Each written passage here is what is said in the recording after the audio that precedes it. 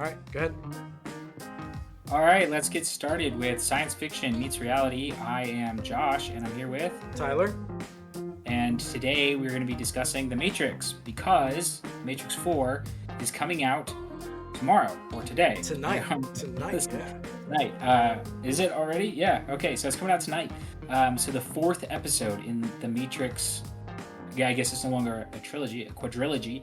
And so that would be exciting to see where they go from that. And there are some interesting topics that come up in the film The Matrix. We could, of course, start with what is The Matrix? A little refresher for those that haven't seen the documentary in a little bit of time. So The Matrix is a film or documentary, depending on who you believe, about human beings that are being harnessed for their electricity by robot overlords, and to keep the humans sedated while they harness the electricity from their bodies, the energy from their bodies, they put them in a simulation. And so essentially what they experience is a form of simulation theory called the brain in a vat theory, which would be how do we know what we're experiencing is reality? And one of the theories is that, well, maybe we're just brains in a jar of liquid, and everything that we experience is actually some sort of simulation being driven by a dude in a white lab coat who's looking at this little brain in a vat. So, how do you know what your experience is actually what you're experiencing, and you're not just some brain floating in some liquid somewhere? So, that's one of the aspects of simulation theory. There are many different ways of interpreting simulation theory, and they are addressed in various films like The Matrix and also various episodes of Rick and Morty. Tyler, you had an episode of Rick and Morty in mind, didn't you? Yeah, the episode where they're discussing Roy, where they're in the arcade and they're playing the video game. And he throws on the virtual reality glasses, and he lives, and you get like the high score. And then Rick goes in, and they're like, "Holy crap! They're taking him off the grid!" And he's like burning in his ID as he's running off the grid. Doesn't have That's a a great social one. security card or something like that. Yeah. Yeah, that's exactly right. What I So would give for a night of Blitz and Chips, you know. that's exactly right. I, um, I always think of the episode or the part in the Matrix where Mouse is discussing meat, and he's like, how do they know what chicken tastes like? And maybe that's why chicken tastes like everything. It's like one of those kind of glitches almost, or iterations of it. It's like, how do they know what meat tastes like? And maybe that's why chicken tastes like everything. They couldn't figure it so out. a glitch in the Matrix is a interesting concept in that it has now become a term for either something odd, but also it is a popular term for evidence that we are in a simulation. And some of the glitches in the Matrix would be, like you said, similarities, patterns, repeating themselves. So everything tasting like chicken. There was recently a documentary that came out about simulation theory, and this guy went and he recorded like every red sign that he had seen, and he found some sort of pattern that he Like when he saw. was And driving on the road. yeah, Oh, that's okay. yeah, and so he recorded every single one, and he found some pattern and used it as evidence that he thought that he was living in a simulation. Um, but simulation theory also is it's not something new, even though it is now reaching, I would say, a fever pitch in the scientific community. It's getting a lot of traction in the scientific community. It actually all started not in science but in philosophy with Plato and his allegory of the cave. So Plato's allegory of the cave is part of his book, The Republic, where he's talking about what is a philosopher.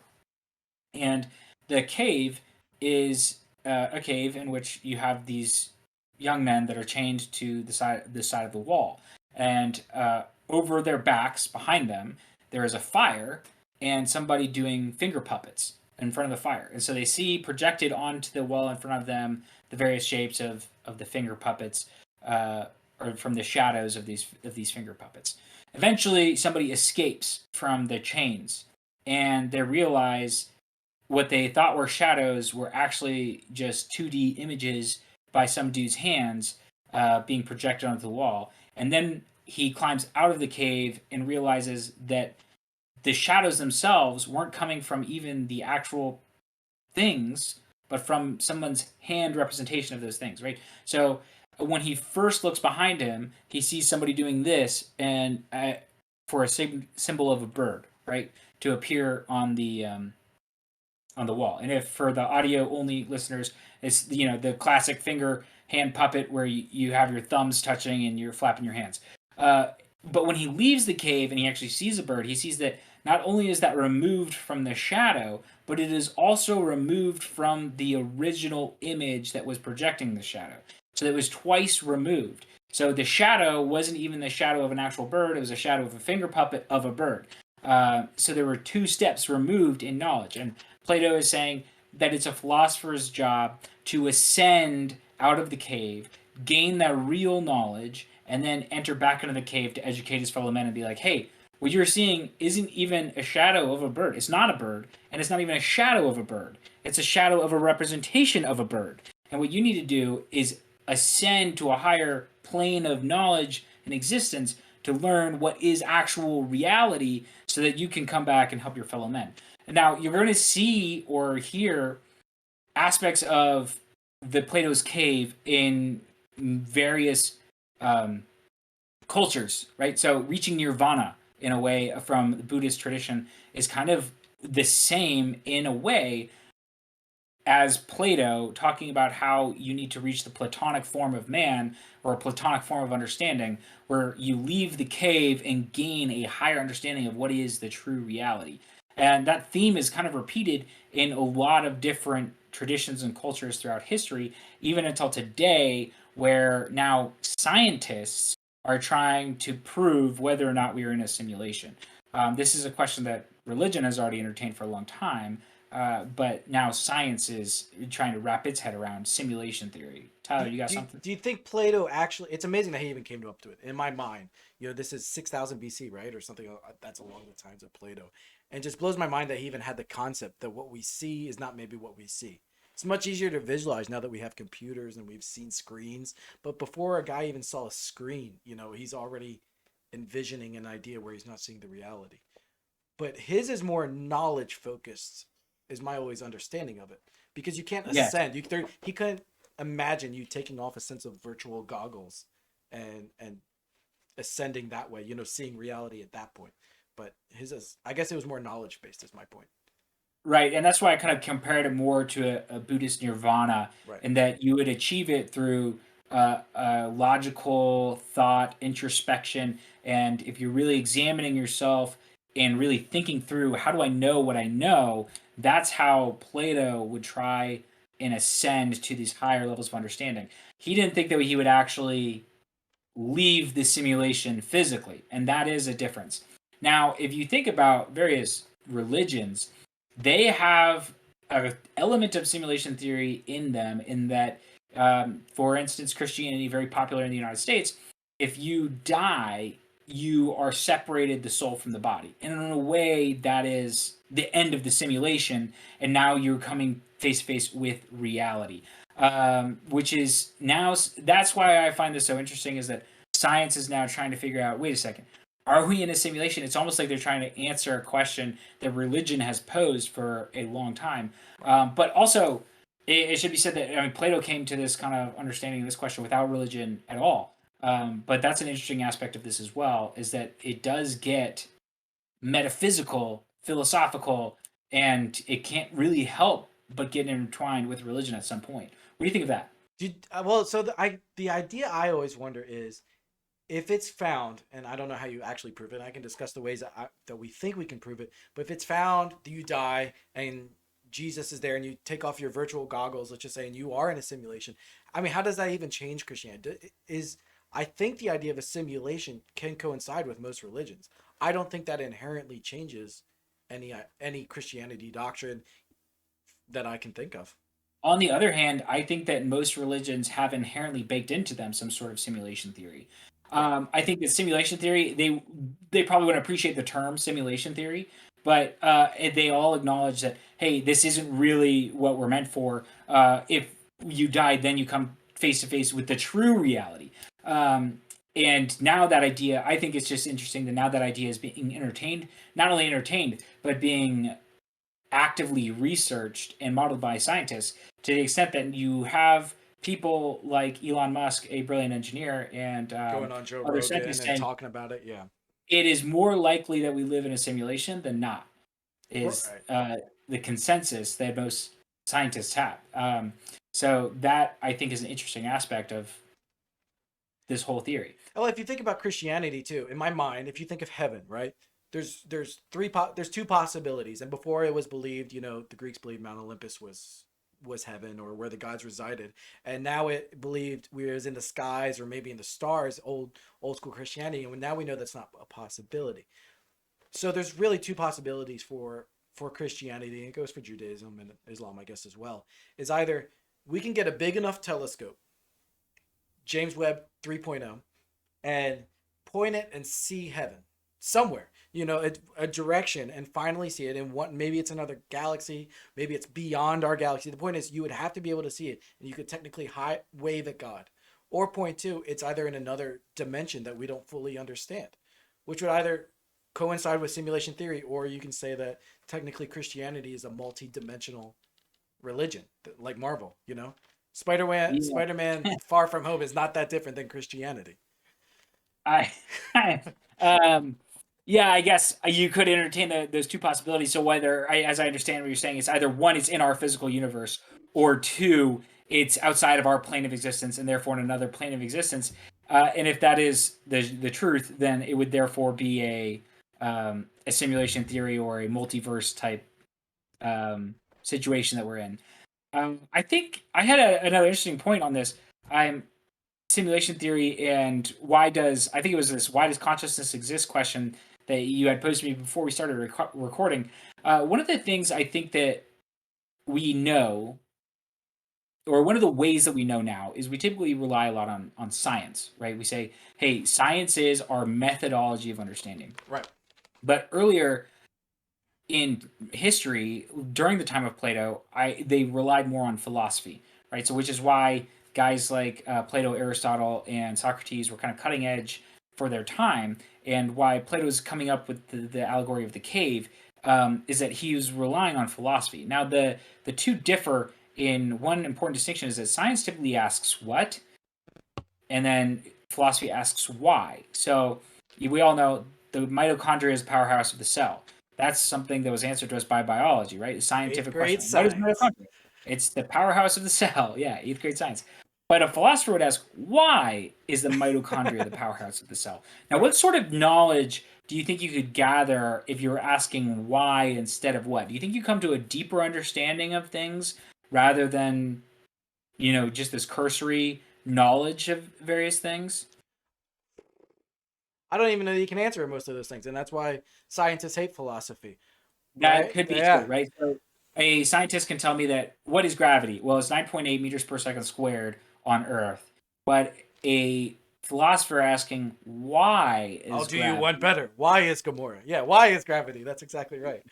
Uh, would he come to a deeper understanding if he could really answer that Right. question of what is gravity? Why are things pulled together? Why are physical things drawn together? Why is there this attraction between physical bodies? In answering those questions may lead us to a deeper understanding of the universe as it is. And so that's really when it comes to simulation theory, that I think is what people who entertain the idea of simulation theory are trying to answer, is why are we in a simulation? Okay, first we can establish if we're in a simulation is what. Are we in a simulation? Yes, no, it is more likely than not. Okay, well the second question is why are we in the simulation? Is there some higher being that's controlling the simulation? What are they seeking to gain from the simulation? What is the advantage of being in a simulation versus not being in a simulation? Are we cogs in a machine? What is our purpose in this simulation? And those kinds of questions will take you down the rabbit hole. If Well, and consciousness is a direct reason, and that's philosophical. Why do we have consciousness? Period. And the assumption is it has to be to serve a higher, right. Evolutionary consciousness doesn't make any sense, right? If we started out as an amoeba or a single cell organism, we would eventually, and we know single cell organisms don't have a consciousness all the way to a dog or a monkey. What we define as a consciousness eventually would have to evolve into consciousness. There would have to be some biological advantage to having a consciousness, and there's not, right? right. There's and so we would have to assume that a consciousness is meant to serve a higher power, as the Scientific American put it. So actually, that's a quote I had. It was So here we are generating this product called consciousness that we apparently don't have a use for, that is an experience and must serve as an experience. The only logical step is that it serves someone else. That's from Scientific American. Yeah. And Yeah. which is Okay. weirdly religious too, right? And that's why I brought up religion earlier. Is that like when you start talking about simulation theory, it's so hard not to touch religion and science together. If you are, completely trying to stay focused on just one of those elements, simulation theory is where they invariably, I think, my opinion, will touch. So yeah, that's a great question. That obviously consciousness is an indication that in the simulation we are geared towards some function, right? You Right, don't right, right. typically. How many programmers out there do you know that just create programs for the sake of having programs on their computers or whatever? No, they typically always want the programs to do a particular function. So that I think is a great point, and I'm curious to see where this will drive our scientific community in the future. It definitely doesn't seem to be fringe anymore, and maybe that's because of Elon Musk. Maybe it's the popularization of like the Matrix, but it Well, definitely I doesn't remember seem. seeing there was a professor at Harvard who's one of the cutting edge researchers into simulation theory. So this is not a fringe theory anymore. Absolutely not. Um, Do you think it's provable? ooh, I don't think it would be provable in a way that would satisfy The scientific the community. scientific community. I don't think it would be like you wouldn't be able to test the hypothesis. Now, I think that you could prove it through, you could use a philosophical proof or, a logic proof or something like that. But those typically aren't, hard science enough to satisfy the curiosity of engineers and scientific America. So one of the proofs that I've seen in the community is if we're in a simulation, there has to be something processing it. All the way from this conversation that we're having to a rock, floating out in space around Neptune, right? Something Right. would have to be processing it, right? Creating this program would have to be working through this, maybe not in binary code like we have, but something, and which is what they call the artifact, right? That artifact is the processor, right? And whether it's a supercomputer or something we don't understand, it has to be involved in every aspect in life. And so one of the things that they point to is the speed of light. Why can we not go faster than the speed of light? We don't understand it. It's just one of those laws of nature built into what they would call the code. And the processor, this artifact, can only process things at the speed of light. That's as fast as that thing can move, right? And that's the way computers work. That works on refresh rates and gigahertz, and that's how fast it can process data through it. And you get more CPUs to process data faster. And we're always trying to push that limit. The speed of light is the speed limit for that processor. Yeah, that's interesting. That's something I have wondered myself is light is not necessarily a physical body. In some ways it acts like a wave, and in some ways it acts like a physical body as a particle. Right. But why would things that are physical bodies be limited by something that's not? I've never really understood that myself. And so Well, that's an the interesting scientific theory. community doesn't, and that's one of those, gravity. Why? Yeah, you mentioned earlier. Why does gravity exist? I remember when I was in college chemistry, and I asked my professor. I said, "All right, so electrons and protons are one is negatively charged, one's positively charged, and they're attracted to each other." And he was like, "Yeah." And I was like, "Why?" And he's like, "Well, because one's negatively charged and one's positively charged." I was like, "Okay, but why are protons positively charged and why are neutrons negatively electrons negatively charged?" And he's like, "If you could answer that, you'd have a Nobel Prize, right?" Like these things, you just have to accept. Like protons, like electrons, they just stick Right. together. They're attracted to each other. Right. And I know that there's theory now with quarks and the various spin, but and some microgravity generated by spin. But at the end of the day, I just wonder like, why this one and this one? Why not the third? Why are Right. neutrons neutral? Right. Well, because they're neutral, So obviously. But that's the Switzerland of particles. the other the other possibility that they point out to is, and you've tried virtual reality goggles at some point, right? Yes, Was it fascinating. PlayStation or what? PC or Yeah, I was playing a PlayStation 4 at my brother's house. He had a game where you were a jet pilot, fighter jets, and right, right, so right. it really felt like you were in the cockpit. It was pretty intense. Right, and so that's the idea. Is people are like it's not possible. Well, why is it not possible? Because I can see things, I can taste things, I can hear things. I'm experiencing them here. A simulation couldn't beat that.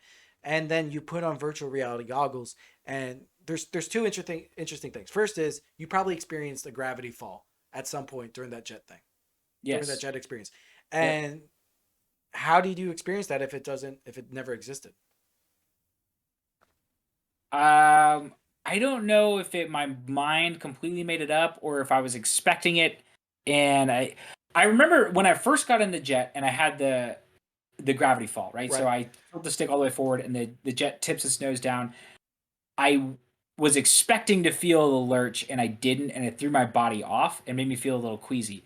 And I think from then on, my body may have adjusted to giving me some sort of sensation to make my brain feel more comfortable with what it was Maybe perceiving. that's why we cry when we're born. Things just don't feel right, and you're feeling a little Yeah, queasy.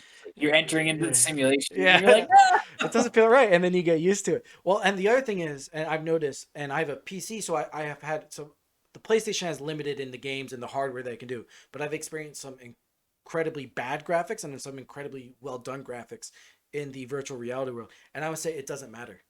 It I was still about to say the feels same real. thing. It doesn't I've matter. played Yeah, I've played games that were they seemed rudimentary at best on Right. a PC with virtual reality. And yeah, it felt real. It didn't matter if I was a stick figure or if I was like had legs, I was a ripped dude in a cockpit Right. that PlayStation had created for me. I really felt like I was a stick figure at that point, you know? I Yeah, was so as long as it's consuming your reality from your ears to your eyes, it feels real, and I can see it gives me the idea that it's definitely a possibility, and you just how would you know until you don't know anymore? That is a great question. So how do you get out of the simulation? Is it possible to escape the simulation without exiting through the door of death? Right, Um, right. I don't know. I don't know.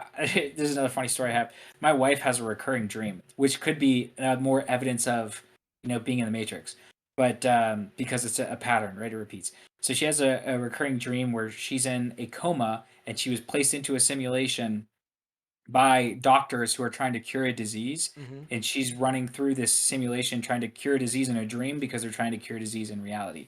So every now and then mess with her, I'll be like, wake up, wake up. She'll be like, what'd you say? I'm like, oh, nothing, I didn't say anything. just just just throw on a tree. Wake up, we love you. What'd you say? Nothing, I didn't say anything. There's an episode of American Dad where Steve the boy, he's sleeping and he can lucid dream, right? Where he can control his dreams whenever he sees a basketball just randomly come across the his world, right? And so when they learn that he's in class one day and they just randomly roll a basketball across his room, he's like, "I'm dreaming," and he goes and like kisses the hottest chick in the class and he like takes off his pants and he tries to fly away, and it doesn't happen, and it makes me think of that because he unable to differentiate. Obviously, that's a cartoon and that doesn't matter, but Well, it reminds me of another film that touches on simulation theory, Inception, right? So Inception, in a way, is a way of representing simulation theory in that we're all in a dream throughout various points of the film. Now, obviously, there was a reality, but at the end of the film, you're left wondering: is he in a dream or simulation, or did he make it back to reality? And he has the token that he spins, which is a top that if it falls down, he's in reality. If it stays going on forever, then right. he's in a dream. Um, the basketball, I guess, in this film was the token. And I guess the speed of light. I'm wondering if that is in a way, if we could make a token out of that in some way. That if we shatter the speed of light, then maybe we That's how exit the we're out of. That's how simulation. you're out of the We, simulation. we break the speed of light, that we could crash the computer, right? And see that there's a problem fundamentally with the simulation theory is if you die and then like Jesus is there, or let's make it more interesting. It's Abe Lincoln, and he takes off your goggles, and he's like, "Hey, welcome." How do you know that that's not then a simulation? and you're within a. Right. It's Inception. You're inside of simulation, inside of a simulation, Simulation. Yeah, yeah. and then Now you're in reality. There's another Rick and Morty episode, the one about it's like the M Night Shyamalan one or whatever, where they're in a simulation. In a simulation, that's exactly what they right, were. right, or the Um, second episode where they keep going in layers deeper. Is that the one you're talking about? yeah, Oh yeah, yeah, yeah. yeah. That's right. Yeah, where And they keep eventually going they have to deeper. crash it, Yeah, crash the simulation by taking off their pants or something like that. yeah. Um, It's a lot of pants coming off in cartoons these days, apparently. yeah, what do they do with cartoons these days? That's a Yeah, whole so that's nother topic. interesting. Oh, yeah, don't get me started. What do you, Um, what do you expect out of this newest Matrix? I mean, in the third one, spoiler alert, it's like 10, 15 years old now. it's been 10 years. Yeah, it's Neo been out. dies, Trinity dies. The robots kill him. Or it's been so Well, long since this I've is seen it. where I've been kind of dissatisfied with the Matrix. I thought the first one was great. The first one was about Gnosticism, which is Genre defining. Wasn't all just based yeah. around. Well, it was genre defining, but it was also philosophical, based around this theory of Gnosticism, which is essentially a 400 AD way of saying simulation theory. Right. Is that we were all stuck in the Matrix, and once you escape and you get the higher power, then when you go back into the Matrix, you have unlimited power because you can start to control the Matrix. But then they went on, and the second one and the third one, and I think that they were just trying to make more money off of them, and they moved away from like kind of the philosophical roots of it, in my opinion. And so I think in the fourth one, they're going to touch kind of on reincarnation in a way, and that you can never escape your reality. So Neo is probably, A if he died in reincarnated the Neo? third one, he's been like reincarnated. And they touched on that in the third one when he meets the Oracle, and she's like, "You're not the first chosen one, and you won't be the last chosen one. There have been like many that came before, many that go after, and stuff like that." And so I think that he's going to be another iteration of the simulation, right? Because one of the things you want to do with a simulation is you need to run various iterations to make sure the result that you get is consistent. And so you might see, if you watch, there was this TV show, it was like Greatest Warriors or something like that, where they'd be like a Roman soldier versus a U.S. Army Ranger. Like, who would win in a hand-to-hand combat fight?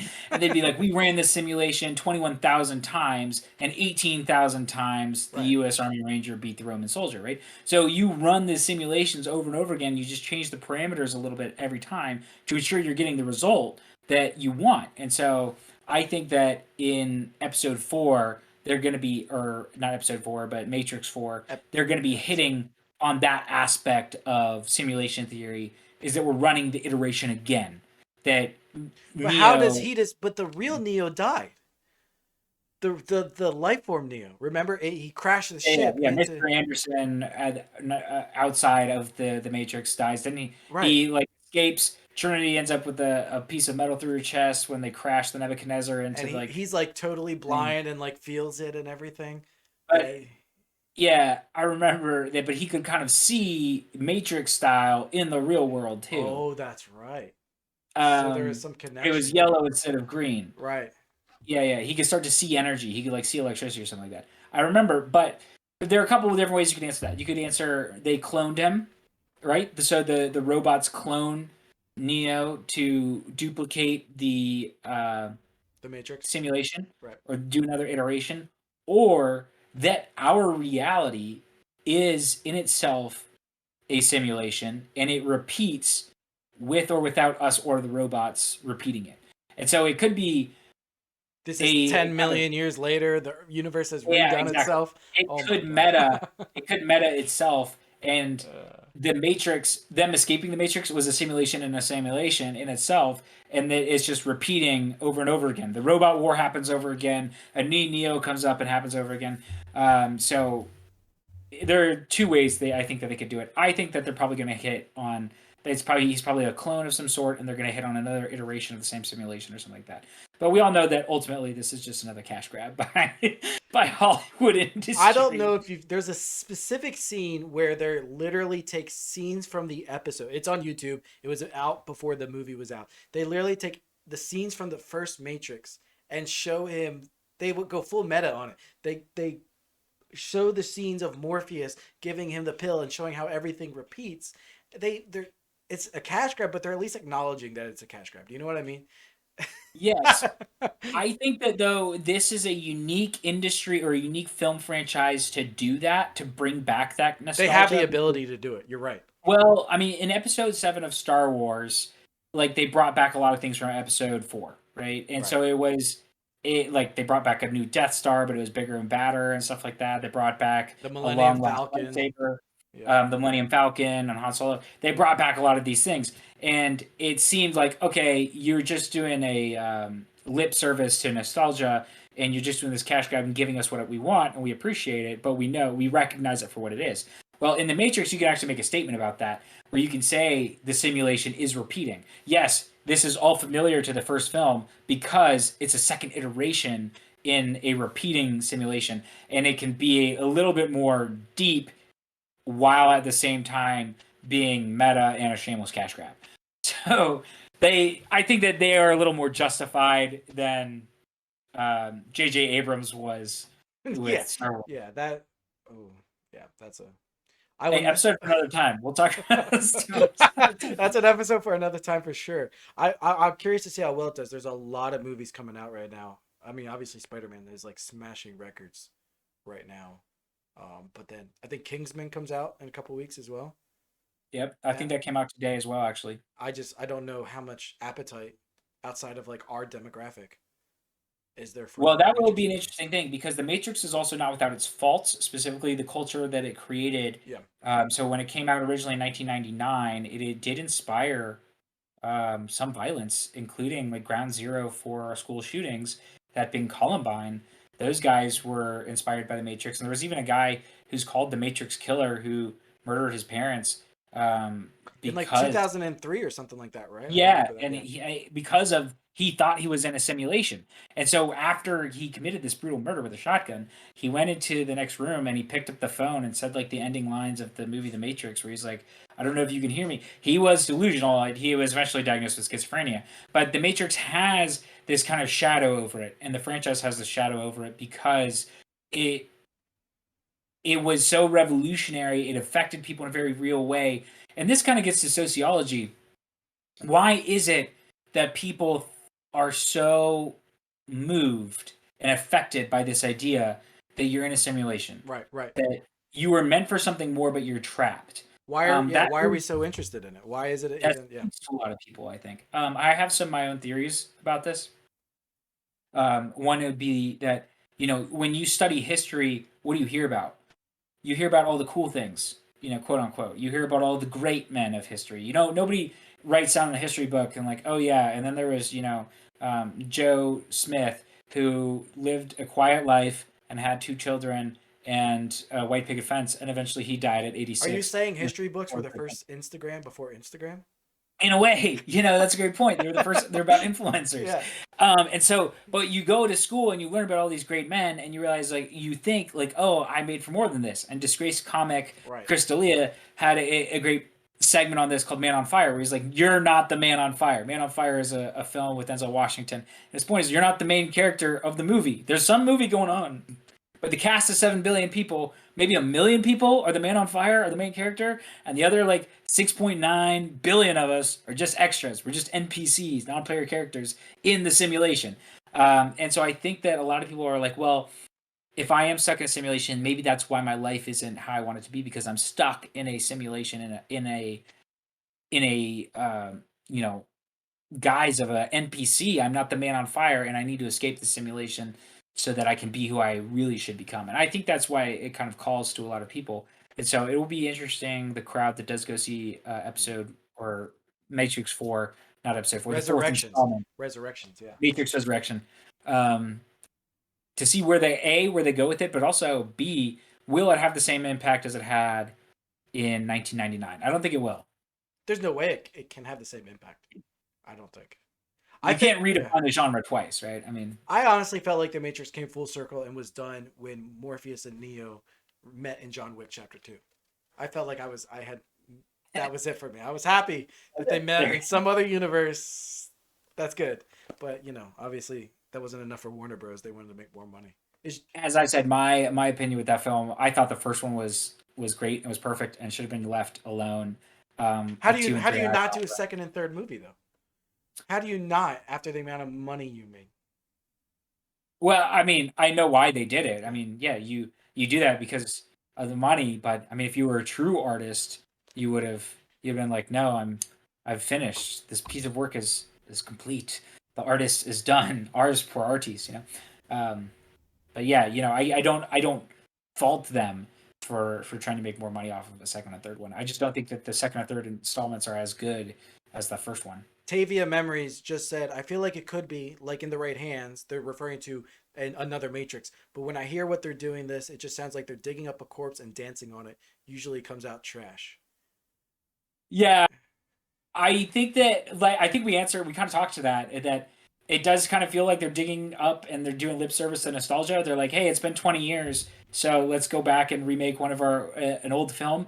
But I think that this series, as I said, is a little bit more suited for that nostalgia cash grab than other series. So where other series has just been like shameless, like Star Wars, this one, if they do it right, they might be able to avoid the pile of trash that this person indicated. But Yeah, yeah, yeah. we'll see what happens. And they said they really missed the boat on let's dig them up and make them HD first. They absolutely should have done Lord of the Rings style. Hey, let's not redo them. Let's make them 4K, digitally upgrade them, upscale them, make them a little better first. I haven't seen the second and third one, but I don't know how they've aged. But they I think the definitely. real question is how long is it going to be until you see a new The Matrix franchise? Well, how long until we see another Star Wars franchise? A I new, don't know. like a I think The redone. Then a Matrix, New Hope, though, a New Hope done again. A New Hope Resurrections. yeah, I don't know. That if I wouldn't put that past Disney. I think that will eventually happen.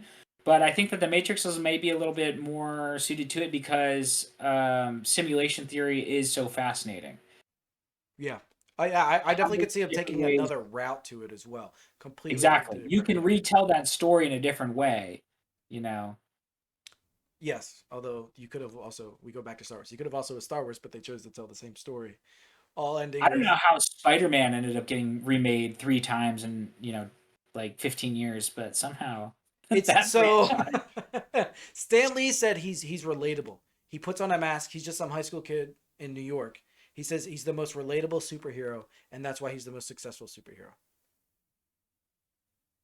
Anyone can see Well, themselves being some kid in high school wearing a mask. It doesn't matter. He said specifically, he said it doesn't matter if you're white, yellow, brown, black. You can be some kid in high school wearing a mask, and that's why. I suppose. Yeah, I'll buy that for $1. I mean, yeah. How I don't know. I thought the second series was pretty good.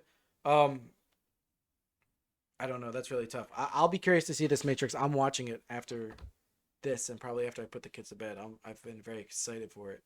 What's a cash grab or what's a reboot that's been done and been done better than the previous? I already know my answer. Lord of the Rings, way better than the That animated doesn't 80s. count. That doesn't count. Anime. First off, Um, how dare you? First off, how dare you? That's a classic. they might be classic, but they're not very good. Uh, I know that the latest Terminator movie is a reboot, Oh, and they're not rebooting it, are they? um, in a way, I don't know if they're gonna continue to make another one. I forget what it's called. The latest Terminator, not like Resurrection or It's something Salvation, along those lines or something like that. but it did very well. I don't think it was as good as Terminator 2, but it did do well. Josh, the You answer know, is that's the too answer's close for staring me at to you in the suggest face that though. as a reboot that's Right. better. Um, It you came could out it came out argue. this year. It came out this year. You're missing it. I don't know where you're going with it. I was Dune. gonna say Dune. Oh yeah, the Dune. Yeah, that's a good reboot. That's great. That's a good one. That's a good one. You could argue that who's your favorite Spider-Man. There's been 3 reboots there as well. I do think the Dune one is good. That's a good choice. If you haven't Spider-Man, seen, the first franchise, got a lot of hate for 2 and 3, if I remember correctly. People love Toby. I don't think people like the third one. It kind of went full circle and came meta again. But yeah, it had that weird dance thing going on. but everyone loves it Um, now. In retrospect, it's kind of funny, but I think at the time coming out, I don't know. yeah, I can't believe I forgot about Dune. That's the other like science fiction, massive science fiction. There is a But whole 3 episodes worth of Dune, I think, inside of it. Well, I don't know how much reality we can get to if we can't get some spice melange up in the studio. Like we can talk about We the could, science fiction part, but I don't know where it's going to meet reality. And are we even in reality right now, or are we just in the simulation? yeah, Um, that's a tough one. Good way to come back full circle. yeah, So that's what I was trying to do. I was like, hey, we're getting off topic. We gotta drive the train back to the station here. if you guys haven't checked out Josh's podcast, Rite of Passage, it's a political podcast where they dive in. There's a lot of political philosophy, but Josh has a unique perspective coming from the military as well, and his brothers are really interesting to listen to. I highly recommend you guys check it out. It's Rite of Passage. And if you guys have ideas for podcasts, feel free to hit us up on social media. We are on Facebook, we are on Twitch, we are on Twitter. Josh, what's your Twitter handle? Right now, my Twitter is just linked to my political podcast, Rite of Passage. I'm Perfect. just at Rite Passage right now. You Was can I'll you can hit me up there, but a we'll see where it goes with science fiction meets reality. Okay. yeah, we'll see where it goes. And feel free to hit up those other podcasts. You'll find it anywhere you guys find your regular podcasts. So, all right, that does the episode here. I appreciate everyone showing up. Josh, thanks, and we'll see you next time. Thanks for having me. All right. Bye.